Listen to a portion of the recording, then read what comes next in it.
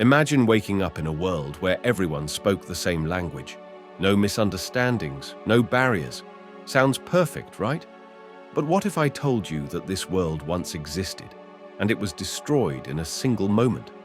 Today, we uncover the mystery of the Tower of Babel, why God divided the world, and what it means for us today. After the Great Flood, humanity was united. They all spoke one language, worked together, and thrived.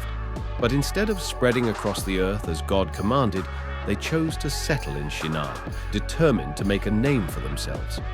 Their grand plan? Build a tower so high it would reach the heavens. Come, let us build ourselves a city, and a tower whose top is in the heavens. Let us make a name for ourselves. Genesis 11:4. This wasn't just about construction, it was about power. They wanted to prove they didn't need God. But as the tower climbed higher, so did human pride. God saw what was happening and knew where this path would lead. If left unchecked, humanity would continue its rebellion against him. The Lord said, "Indeed, the people are one, and they all have one language. Now nothing that they propose to do will be withheld from them." Genesis 11:6. God didn't destroy the tower. Instead, he confused their language. Suddenly, workers couldn't understand each other. Orders turned into gibberish. Chaos erupted. And just like that, the project collapsed. Come, let us go down and there confuse their language, that they may not understand one another's speech. Genesis 11:7. With their language divided, the people had no choice but to scatter across the earth.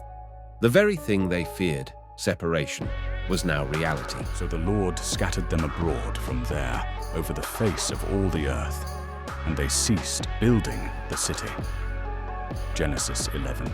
From this moment, different nations, cultures, and languages were born. The world would never be the same again. About a tower, it was a warning about what happens when we try to build without God. Unless the Lord builds the house, they labor in vain who build it. Psalm 127:1. We're still building Babel today, chasing success, relying on technology, glorifying human achievement. But history repeats itself, and every tower built on pride eventually falls. But here's the good news. While Babel divided people, God's ultimate plan was always to bring them back together.